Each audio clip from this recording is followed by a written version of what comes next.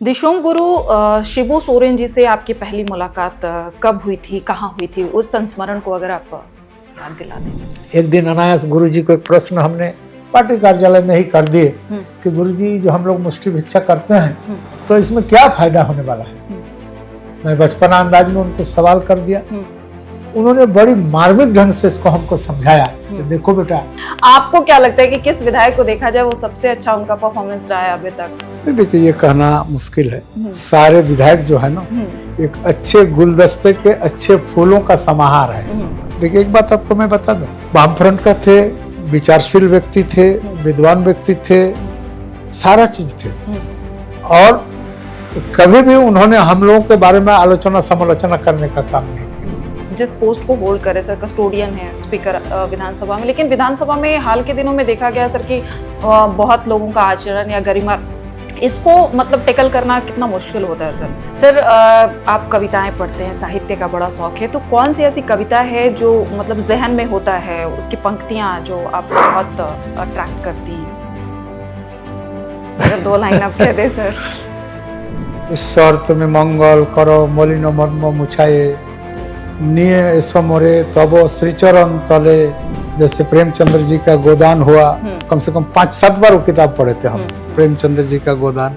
इस तरह का कई किताब है। झारखंड का जामताड़ा जिला, संथाल बहुल इलाका, बांग्ला संस्कृति की यहाँ छटा भी। यहीं से एक ऐसे राजनेता जिनके पिता शिक्षक थे, बांग्ला साहित्य, कवि, रामायण महाभारत का मर्म पढ़ते लिखते सीख लिया।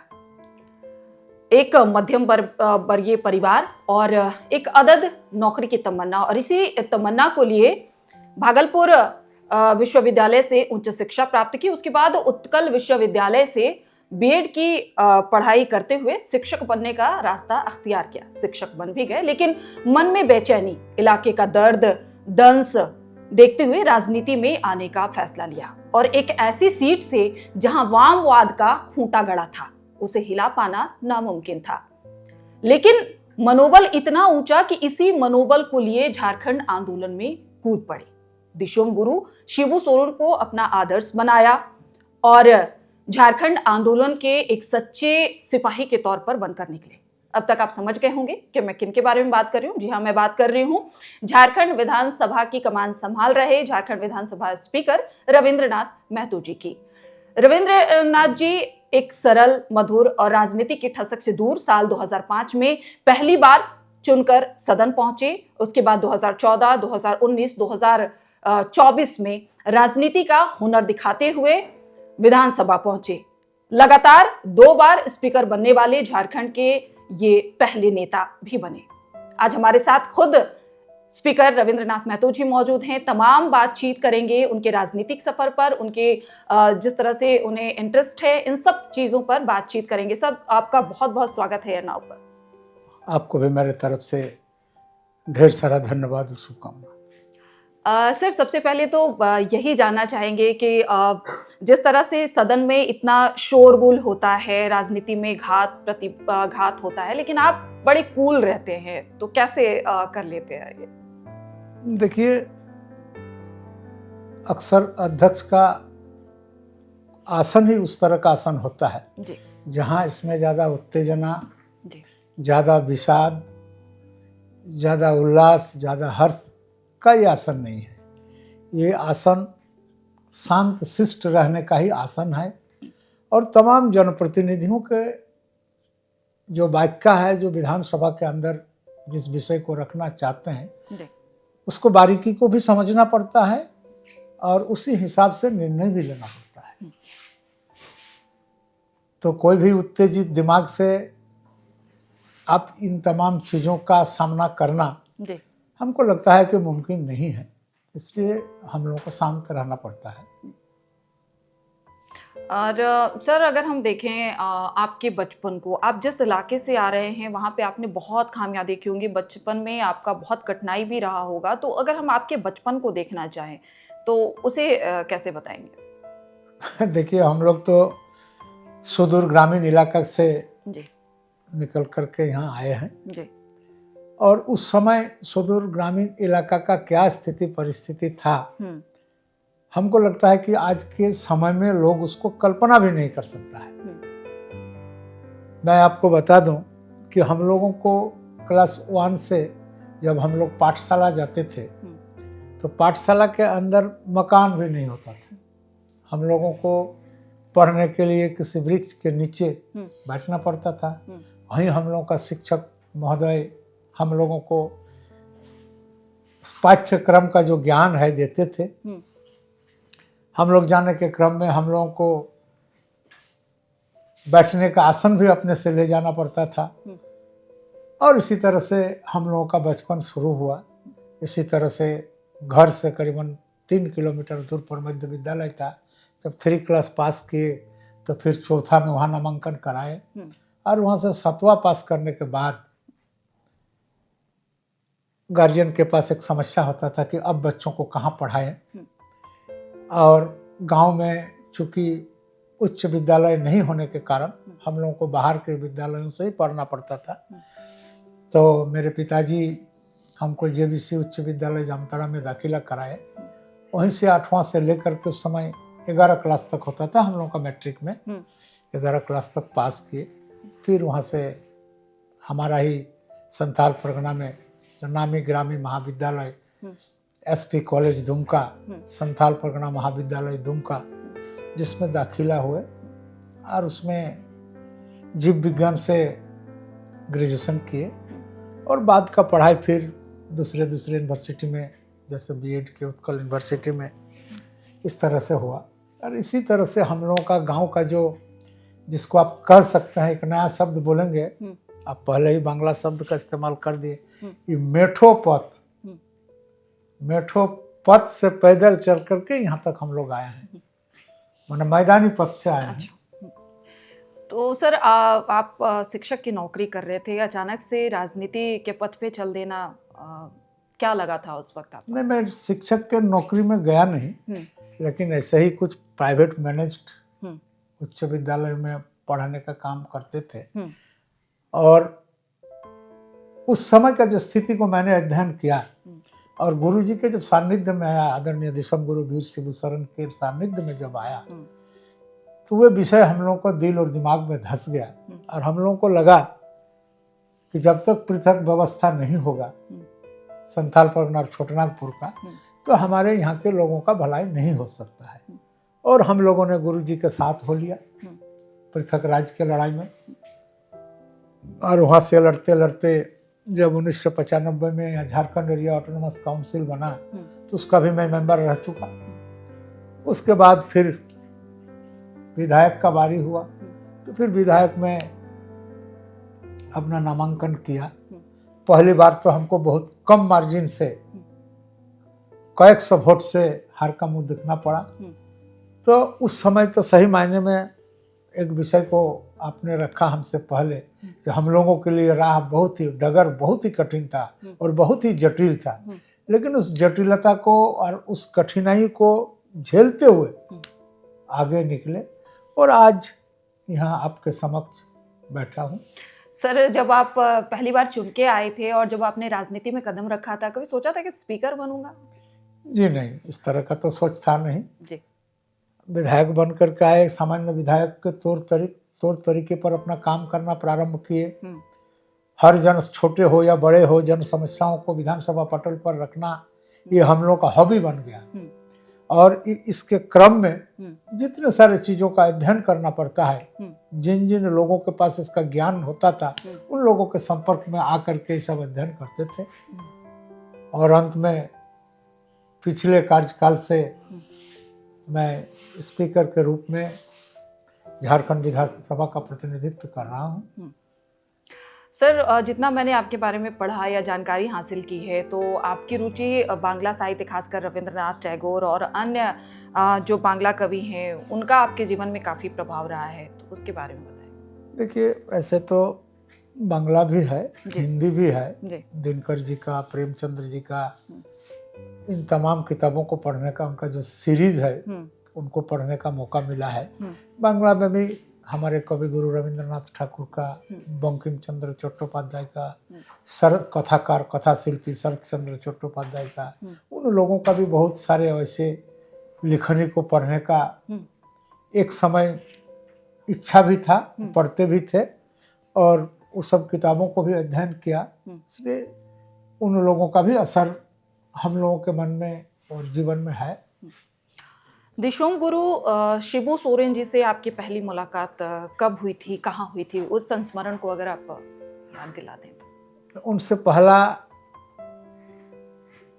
भेंट हम लोगों का, उनके बारे में तो हम लोग बहुत पहले से, हम लोग हाई स्कूल के जीवन से ही उनका नाम सुनते आए थे। लेकिन मेरा उनसे पहला मुलाकात हमारे क्षेत्र में एक राजनीतिक कार्यक्रम में, चुनाव के प्रचार में गए हुए थे।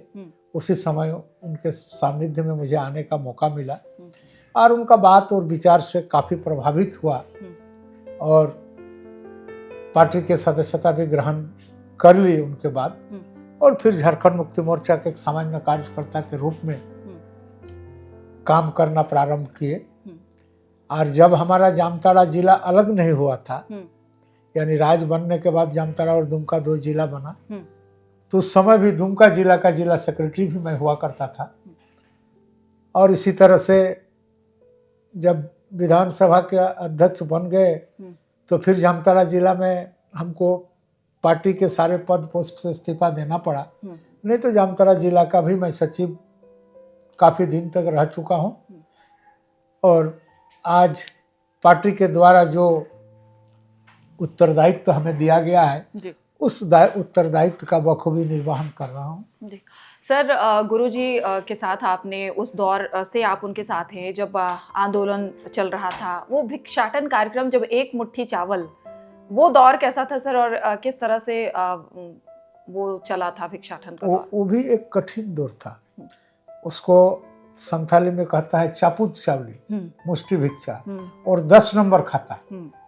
ये दोनों का लेकर के हम लोगों को गांव-गांव में जाना पड़ता था। और 10 नंबर खाता के अंदर में कलम होता था कि जिस गांव में गए गांव का नाम लिखे, उस गांव का जनसंख्या कितना है उसको लिखे, कितने पुरुष हैं कितने महिला हैं उनको लिखे, किस किस वर्ग के लोग रहते हैं वो लिखे। उसके बाद उस गांव में पाठशाला है या नहीं, अगर है तो प्राइमरी स्कूल है या मध्य विद्यालय है या उच्च विद्यालय है उसका विवरण, स्वास्थ्य व्यवस्था के लिए अस्पताल है या नहीं, पानी और जल के लिए क्या व्यवस्था है, लोग तालाब का पानी पी रहे हैं। उस समय चापाकल का दौर हमको लगता है शायद उतना नहीं था, प्रारंभ ही हुआ था। अधिकांश लोग इंदिरा या कुआं का पानी पीते थे। उसमें पेयजल का क्या व्यवस्था था, तमाम विषयों को हम लोग लिखते थे और घर घर जा करके एक मुट्ठी चावली और 1 रुपया का मांग करते थे। और बड़ी चाह के साथ लोग हम लोगों को 1 रुपया और 1 मुट्ठा चावल देते थे, भिक्षाटन करते थे। एक दिन अनायास गुरुजी को एक प्रश्न हमने पार्टी कार्यालय में ही कर दिए कि गुरुजी जो हम लोग मुष्टि भिक्षा करते हैं तो इसमें क्या फायदा होने वाला है। मैं बचपना अंदाज में उनको सवाल कर दिया। उन्होंने बड़ी मार्मिक ढंग से इसको हमको समझाया कि देखो बेटा, कि जो जनप्रतिनिधि बनता है उनको हमेशा स्मरण करना चाहिए कि हम उनका जनप्रतिनिधि हैं, उनका मालिक नहीं है। और ये जो मालिक और प्रतिनिधि का जो भावना जनप्रतिनिधि के अंदर समा जाता है तो वो ऑटोक्रेट बन जाता है। इससे बचाने के लिए ये ट्रेनिंग हर कार्यकर्ता के पास होना जरूरी है कि तुम उनके घर पर जाओगे, तुम अपना मुट्ठी नीचे रखोगे और उनका मुट्ठी ऊपर होगा, यानी वे तुमको 1 मुट्ठी चावल 1 रुपया देंगे। तो इसमें तुमको ये एहसास होगा कि जिनसे हम भिक्षाटन कर रहे हैं, भिक्षा मांग रहे हैं, वो मेरा श्रेष्ठ है और उनसे हम निकृष्ट हैं। तो कभी ये महसूस नहीं होगा तुम उनका मालिक है। और बाद के समय में जब संविधान का कुछ अंश पढ़ने का मिला, सुनने का मौका मिला, उस समय भी हम लोगों ने इस चीज को देखा कि गुरुजी जिस सार वस्तु को अपने कार्यकर्ताओं के बीच जो शिक्षा देने का प्रयास किए थे, ये संविधान का एक महत्वपूर्ण विषय है कि कोई भी जनप्रतिनिधि को मालिक नहीं समझना चाहिए। उनको ये अगर समझ ले तो उनको ऑटोक्रेट होने से बचाता है और असली जनप्रतिनिधि के रूप में उतरता है। ये मूल विषय उनका था, और उस बचपन में ही नहीं, युवावस्था में ही उनसे इसका उन्होंने शिक्षा दिया। तो मेरे मन के अंदर में भिक्षाटन के प्रति जो भावना था ये और द्विगुण उत्साहित हो गया कि नहीं, सही बात बोल रहे हैं कि घर घर जाना है, अपना मालिक कैसा है, किस हाल में है, फटे वस्त्र में है, न अच्छे वस्त्र में है, पढ़े लिखे हैं कि पढ़े लिखे नहीं है, अर्थाभाव में है, अन्नाभाव में है, कौन स्थिति में है, उनके बारे में जानना बहुत ही जरूरी है। तो ये भावना हमारे मन के अंदर में हो गया और हम लोग पूरी टीम के साथ और पूरी निष्ठा के साथ इस मुष्टि भिक्षाटन में लगे रहे। सर, जेएमएम ने जो पहली बार आपको टिकट दिया था, ऐसा क्या था कि गुरुजी ने आप पे भरोसा जताया पहली बार? देखिए, वो लोग बड़े नेता होते हैं और बड़े नेताओं के अंदर में कौन कार्यकर्ता किस तरह का काम करते हैं, चाहे उनका आंदोलनात्मक गतिविधि हो, राजनीतिक गतिविधि हो, उनका आचार विचार हो, समाज में पकड़ उनका कैसा हो, लोग उनको भला बुरा क्या कहते हैं, इन तमाम विषय का आकलन बड़े नेता तक पहुंचता है। मैं नहीं समझ पा रहा हूं कि मेरे बारे में उनके मन में क्या हुआ, लेकिन इतना तो जरूर कह सकता हूं कि उस समय उन्होंने हमारे ऊपर विश्वास व्यक्त किए और हम चुनाव लड़े। और जो पहला चुनाव मेरा था, आप सही बोले, वाम फ्रंट का थे और 8 बार का एमएलए थे। और एक बात आपको मैं जोर देता हूं कि मेरा डेट ऑफ बर्थ 1960 है और वे 1962 से एमएलए थे। आप समझ सकते हैं मेरा चुनौती कितना कड़ा था। 9 बार खुटा गया। हाँ, तो उस जगह को बिहार के समय में लालगढ़ कहा जाता था। उस लालगढ़ में इस नेतृत्व के विरुद्ध में खड़ा होने का हमारे ऊपर भरोसा जताए थे और हम इसमें सफल भी हुए थे। पहली बार बहुत कम ही वोट के अंतर में हम हार गए, कारण कुछ भी रहे, और फिर बाद का समय में फिर हम चुनाव जीते। जैसा आपने बताया कि विशेश्वर खां जी, जिनको मतलब जैसा कि वो इलाका ही वाम के लिए जाना जाता था, लाल था, तो मतलब कभी वो आपके प्रतिद्वंदी रहे, कठिनाई हुई कि मतलब हम इनका कर पाएंगे, इनसे जीत पाएंगे या नहीं, कुछ ऐसा? देखिए, एक बात आपको मैं बता दूं, वामफ्रंट का थे, विचारशील व्यक्ति थे, विद्वान व्यक्ति थे, सारा चीज थे, और कभी भी उन्होंने हम लोगों के बारे में आलोचना समालोचना करने का काम नहीं किया, बल्कि अपने दल के कार्यकर्ता जब हम लोगों का आलोचना समालोचना करते थे तो उन लोगों को कहता था कि नहीं, तुम लोगों का उनके प्रति जो विचार है वो गलत है, वो अच्छे है। इतना तो स्वीकार करते थे, इतना तो अच्छे गुण उनके अंदर में था, आज भी उसमें प्रभावित हम लोग हैं। मैं आपको बता दूं, मैं रांची ट्रेन पकड़ने के लिए आ रहा था, संजोग से उनका भी गाड़ी हमारे साथ साथ आ रहा था, तो हम लोगों का गांव के रस्म रिवाज के हिसाब से अभिवादन करना, प्रणाम करना, पैर छूना, ये हम लोगों का शिष्टाचार के अंश में आता है, किया। तो उन्होंने एक बात हमको बोला कि आने वाला समय में अध्ययन करके चलने का जरूरत है। हम बात समझ नहीं पाए, ये बात समझने हमको काफी देर लग गया कि हाल के दिनों में जिनके साथ मैंने प्रतिद्वंदिता किया, जिनको चुनाव हराने का काम किया, और वो हमको इस तरह का सीख कैसे दे रहे हैं। तो इससे आप समझ सकते हैं कि उस समय का राजनेताओं में क्या गुण होता। मैं आज भी उनके इस बातों को भूल नहीं पाया हूं, आज भी मेरे मन में है। देखिए, ये लोग सही मायने में समाज के सच्चे अभिभावक थे।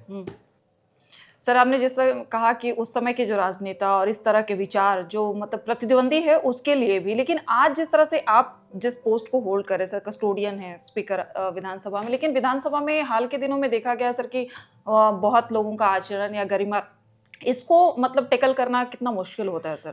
देखिए, मुश्किल तो होता ही है, और आप हमारे विधानसभा को मत लीजिए, झारखंड विधानसभा को मत लीजिए, आप देश के दूसरे विधानसभा को देखिए। देश के दूसरे विधानसभा से झारखंड विधानसभा उस हिसाब से बहुत ही अच्छे हैं। यहाँ के पक्ष और प्रतिपक्ष के नेता जो हमारे सब सदन के अंदर बैठते हैं, काफी लंबा अनुभव के नेता हैं, और उस समय का आदर्श से ही आदर्श उनके चरित्र में देखने को मिलता है, और हमको विधानसभा चलाने में सहूलियत होता है। सर, इनसे परे अगर हम जानने की कोशिश करें कि आपका जो पर्सनल लाइफ, अगर हम उसको देखें कि मतलब जो राजनीतिक दोस्त नहीं, राजनीतिक अभिभावक नहीं, कुछ ऐसे दोस्त जिनका प्रभाव है आपके जिंदगी में? बहुत सारा जीवन में हम लोगों का दोस्त है। हाई स्कूल जीवन का दोस्त है, कॉलेज जीवन का दोस्त है, और बाकी जीवन का बहुत सारा दोस्त है। आज भी दोस्त लोगों से बात होते रहता है, हाँ, दुख सुख बांटते रहते हैं। कौन किस, कोई डॉक्टर है, कोई इंजीनियर है, कोई और कुछ है, कोई अफसर है, दुख दर्द बांटते ही रहता है। कौन किस तरह का लाइफ जी रहे हैं, कौन किस तरह का लाइफ लीड कर रहा है, इन तमाम विषयों पर। सर, आप कविताएं पढ़ते हैं, साहित्य का बड़ा शौक है, तो कौन सी ऐसी कविता है जो मतलब जहन में होता है, उसकी पंक्तियां जो आपको बहुत अट्रैक्ट करती हैं? अगर 2 लाइन आप कह दें सर। इसका बहुत सारा कविता उस तरह का है। हाँ, इस शर्त में मंगल करो मलिन मर्म मुछाए, निये ऐसो मोरे तब श्रीचरण तले। इस तरह का बहुत सारा कविता है जो हम लोग ईश्वर से भी कामना करते हैं कि आप अपने शरण में ले आइए, तो शांत दीजिए, हमारे मन के अंदर में जो मलिनता है उसको साफ कर दीजिए। बहुत हिंदी की पंक्तियां सर दिनकर जी की या किसी की जो आपको बहुत ये करती हैं कि नहीं, अगर आपको बताना हो तो हम इन पंक्तियों के जरिए सामने वाले को समझा सकते हैं कि देखो दिनकर जी ने क्या लिखा था? नहीं, विशेष रूप से तो उतना नहीं कहेंगे। हिंदी में भी हम लोगों ने बहुत सारा किताब पढ़ने का मौका मिला था, और हम लोगों का कोर्स में भी उस तरह का किताब चलता था। 5 फूल, दिनकर जी का भी बहुत सारे कविताएं हैं, आपका कबीर जी का भी, रसखान कबीर जी का भी बहुत सारे वैसे कविताएं हैं। स्मरण तो है नहीं, लेकिन और स्मरण है भी तो खंडित स्मरण है, बोलना भी ठीक नहीं लगता है। लेकिन जो भी हो, उन लोगों का भी कविता से, जैसे प्रेमचंद्र जी का गोदान हुआ, कम से कम 5-7 बार वो किताब पढ़े थे हम, प्रेमचंद्र जी का गोदान। इस तरह का कई किताब है जो आज भी पढ़ते हैं जी। सर, विधानसभा में इतने विधायक हैं, लेकिन किस विधायक, अगर सबसे हम बोले, हालांकि उत्कृष्ट विधायक का चयन हो गया है, लेकिन आपको क्या लगता है कि किस विधायक को देखा जाए वो सबसे अच्छा उनका परफॉर्मेंस रहा है अभी तक? देखिए, ये कहना मुश्किल है। सारे विधायक जो है ना, एक अच्छे गुलदस्ते के अच्छे फूलों का समाहार है। सारे लोग अच्छे हैं, इसमें कहीं दो मत नहीं है। कोई किसी विषय पर तो कोई किसी विषय पर, सारे विषय के मर्मज्ञ लोग होते हैं, और सारे लोग अच्छे हैं। और अच्छे हैं इसीलिए तो जनप्रतिनिधि के रूप में इतने लोग उनके ऊपर आस्था व्यक्त करके इस मंदिर में उनको भेजे हैं। सर, एक सवाल ये है, आखिरी 2 सवाल बस लेना चाहेंगे सर, कि एक जो सुप्रीम कोर्ट का आज फैसला आया है कि जिस तरह से सवाल उठते रहे हैं कि राज्यपाल के पास कोई विधेयक जाता है या राष्ट्रपति महोदय के पास कोई विधेयक जाता है, चूंकि आप कस्टोडियन में हैं, आपको है, तो झारखंड के भी 7 विधेयक अभी लंबित हैं सर। 5 राष्ट्रपति के पास है, राज्यपाल के पास भी 2 विधेयक हैं, तो ऐसे में क्या लगता है? हालांकि टाइमलाइन का उन्होंने भी कहा। देखिए, इसमें तो हम कानूनी रूप से आपको कुछ बता नहीं सकते हैं कि चूंकि मैं दूसरे पद पोस्ट में हूँ। लेकिन इतना जरूर है, जो सर्वसम्मति से विधानसभा से बहुमत से पारित होकर के जो विधेयक गया और राज्य हित में है, तो उसका ज्यादा देर तक वहां रुकना बहुत ठीक नहीं है। उसको जल्दी ही निष्पादन कर देना ही उचित है। सर, आखिरी सवाल रहेगा, थोड़ा मार्मिक भी है। स्थापना दिवस है, और ऐसे में हाल ही के दिनों में आपके जो आदर्श रहे, जिनके साथ आपने आंदोलन की लड़ाइयाँ लड़ी, वो नहीं है। वो सही बात आपने बोला कि हाल के दिनों में इस 25वां रजत जयंती के अवसर के पूर्व मुहूर्त में हमारे गुरुजी हम लोगों को छोड़ करके चले गए, यह लोक से परलोक गमन किए। ये सही बात है, इसका तो दुख दर्द हम लोगों के बीच में है। मन में होता है कि अगर गुरुजी रहते तो इस 25वां रजत जयंती के अवसर पर उन्हें भी मैं आमंत्रित करने के लिए जाता, लेकिन नहीं है। प्रकृति का यही नियम है, सबको पालन करना पड़ता है, और उसका काफी दुख सिर्फ हमको नहीं, हमारे साथ साथ उनके तमाम अनुयायी और सारे दल के लोगों के मन में ये दुख है। शुक्रिया सर हमारे साथ बातचीत करने के लिए। तो हमारे साथ स्पीकर रविंद्रनाथ महतो जी थे, जिन्होंने अपनी पूरी जर्नी को हमारे साथ खोल करके रखा। उनके विचार जो हैं वो भी उन्होंने खोल करके बताया है। इस पूरे पॉडकास्ट को रिकॉर्ड किया है हमारे साथ ही अभिषेक ने। मैं आपके साथ प्रियंका मिश्रा, एयर नाउ रांची। और हाँ, हमारे चैनल को ज़्यादा से ज़्यादा सब्सक्राइब कीजिए, क्योंकि झारखंड के तमाम महत्वपूर्ण जो चेहरे हैं उनकी जर्नी हम आपके साथ साझा करेंगे। तमाम जो इतिहास है, इतिहास के पन्नों को आपके साथ पलटने की कोशिश करेंगे। आप सभी का बहुत बहुत शुक्रिया।